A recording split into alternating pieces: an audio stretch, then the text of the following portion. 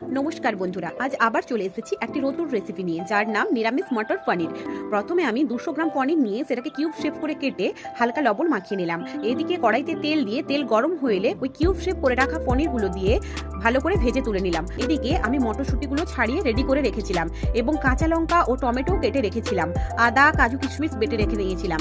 তারপরে কড়াইতে কিছুটা তেল দিয়ে ওই তেলে কিছুটা চিনি এবং 2টো এলাচ দিয়ে তাতে আদা বাটা দিয়ে দিলাম। তাতে টমেটো কুচি এবং চেরা কাঁচা লঙ্কা দিয়ে ভালো করে নেড়ে চেড়ে পর্যাপ্ত পরিমাণে লবণ এবং হলুদ দিয়ে টমেটো ভালোভাবে গলে গেলে ছড়ানো মটরশুঁটিগুলো দিয়ে দিলাম এবং অল্প পরিমাণে রেড চিলি পাউডার এবং অল্প পরিমাণে কাশ্মীরি চিলি পাউডার দিয়ে ভালোভাবে কষিয়ে নিয়ে তারপরে তেল ছেড়ে এলে তাতে কাজু কিশমিশ বাটাও দিয়ে দিলাম।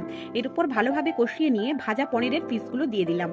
এরপর কিছুক্ষণ নেড়ে শিল ধোয়া মশলার জল অ্যাড করলাম।